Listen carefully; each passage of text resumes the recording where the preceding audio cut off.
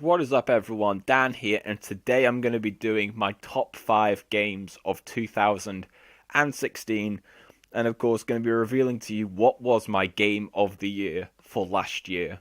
Now, of course, this list is going to be my personal opinion. This year was actually quite a hard year to pick between number 5 and number 2 because 1 was a pretty obvious choice for me personally, but the 2 and 5 slots were very difficult since I did feel that there were quite a few games that I did enjoy but just didn't make the list. So I'm going to give honourable mentions to Mirror's Edge Catalyst, Ratchet and Clank, and Titanfall 2. Those were 3 games that I also really did like this year that I played, but ultimately they just didn't make the list.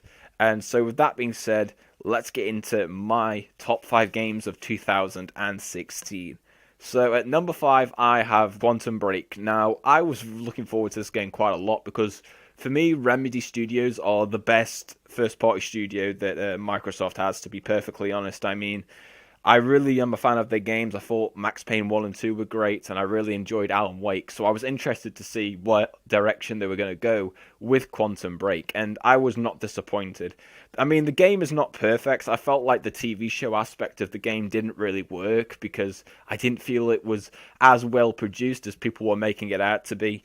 And also, I felt like some of the gameplay RPG mechanics could have been expanded upon a bit more. But other than that, I felt like Quantum Break was a really good, solid third-person shooter game that told a really good and complex story with good voice acting from people who aren't really voice actors. You know, these are people who work in TV and film but gave really good performances. I mean, Aidan Gillian was a really good antagonist, and I really enjoyed seeing Shawn Ashmore, of course, off The Following and X-Men, as the Jack Joyce. That was really cool. But overall, this was just a very good third-person shooter with good mechanics, a good story, only hindered for me by the TV show and also the time-stopping elements that I felt could have had a bit more expansion to them. But it's definitely a very good game.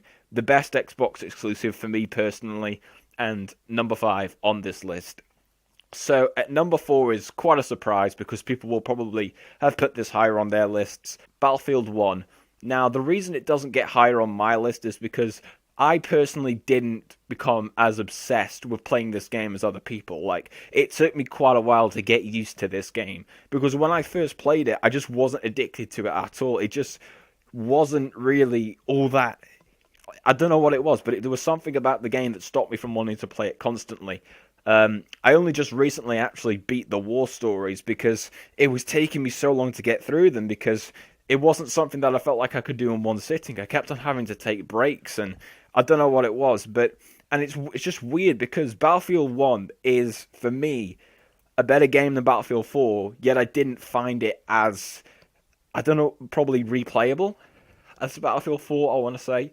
But regardless of all that, this is still a great first-person shooter, and I commend DICE for going back to going back in time to World War One, a setting that we haven't seen in gaming, we haven't seen in games that often, and so I commend them for that. I really enjoyed the war stories, giving us, small snippets of different sides of the battles during World War One and how it affected the soldiers there, and you get an experience of what it was like for them. The multiplayer is really good, maybe even better than Battlefield 4's, to be perfectly honest, because even without the glitches and all that. So it was a really fun multiplayer to play. How it utilised the World War One setting with the weaponry and the vehicles was really cool. And just overall, this was a really fun experience to play. I mean, running 60 FPS, the graphics are gorgeous. Like I said, the only thing that stops it from going higher is the fact that I didn't feel it was as addictive as the previous Battlefield games, more particularly Battlefield 4, since that was the last game in the Battlefield series that I played before this. But with that being said, I really did enjoy this game. It just took me a while to get used to the mechanics and the setting, but eventually I came to really love it, and yeah, it's definite number 4 on the list. So number 3 is going to be Steep. Now, Steep was a game that I was looking forward to ever since its announcement at E3. I mean, I even named it my most anticipated game out of E3 on my list after the event. And Steep, in its final build, didn't disappoint me because it's easily the most fun I've had playing a game this year. This was just such a fun game that you can play whenever you're feeling stressed out and you just want to play a chilled and relaxing game. Steep is that answer. It's kind of like the winter sports alternative to the Skate franchise, which I was actually a big fan of. Apart from Skate 3, I really wasn't a fan of that, but Skate 2, I remember having such fun with that game just because of how chilled it was and how it was a game that had really good gameplay that was just really fun. And Steep really captures that feeling. I mean, obviously, it's a game where you can do skiing, snowboarding, paragliding, and wingsuit jumping.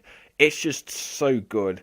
And the open world setting, how diverse and just the amount of things you can do and just the amount of tricks you can pull off, the races, you can create your own races. It's just really fun to play, and it's not a game that you can play for like 5 hours straight. It's not that kind of game. It's a game that you play when you're just want a quick session, but you just want to play a fun game where you're not battling against anybody else in a shootout or anything like that. You just want a chilled experience, and even a chill competitive experience. Steep is the answer to that. It's just really, really good. And as a winter sports fan myself, I was really happy with this game and very easily deserved of the number 3 spot. It was just so much fun, and if you haven't tried Steep out yet, I really do recommend you do so. You can get it at most places for like £25, and yeah, it's just absolutely worth the price of admission. Number 2 is Watch Dogs 2, and I really enjoyed this game. I mean, I was a fan of Watch Dogs 1. I really enjoyed the concept of that game with the hacking mechanics, but I always felt like the sequel would have been able to improve upon the flaws that the game had and just create a game that was overall better, and this is that sequel. I can't tell you how much better Watch Dogs 2 is than Watch Dogs 1, other than for telling you to play it yourself, because I really enjoyed this game. I didn't expect to enjoy it as much as I ended up doing so.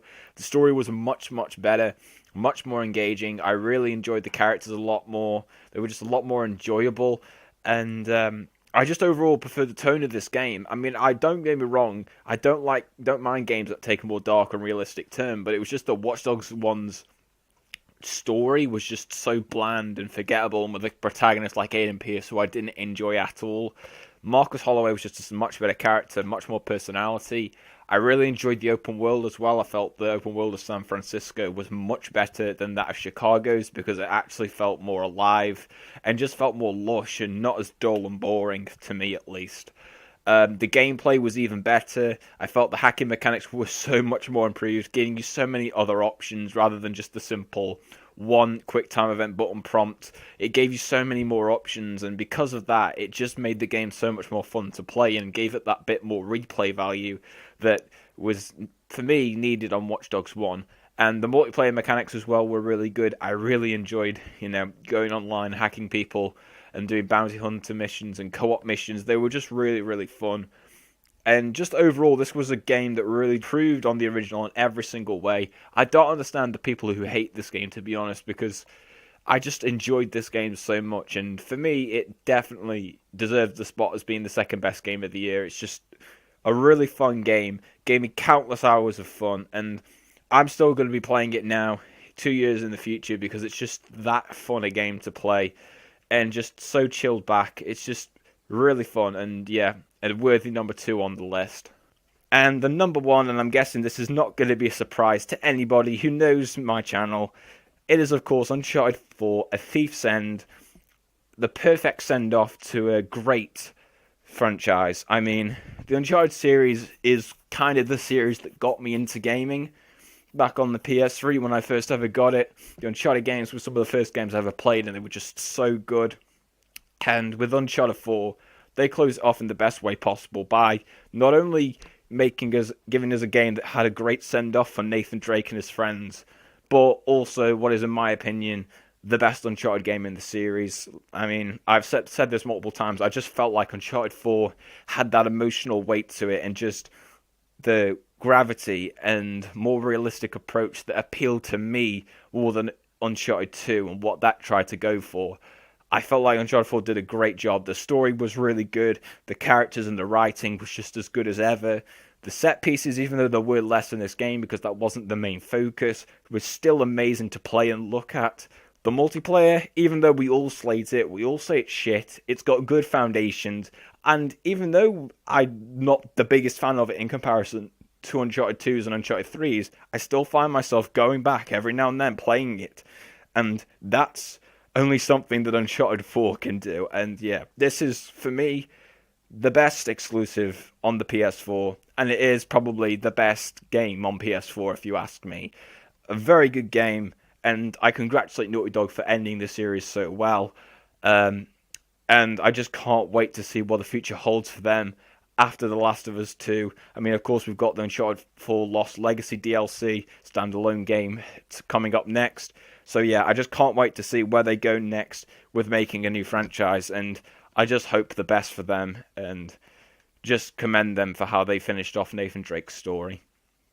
So that is it for my top 5 games of 2016. Now, of course, I wouldn't have gotten every single game that you guys love from 2016 in this video, so comment below what your top 5 games of 2016 were. And with that being said, thank you all very much for watching the video, and I hope to see you again next time.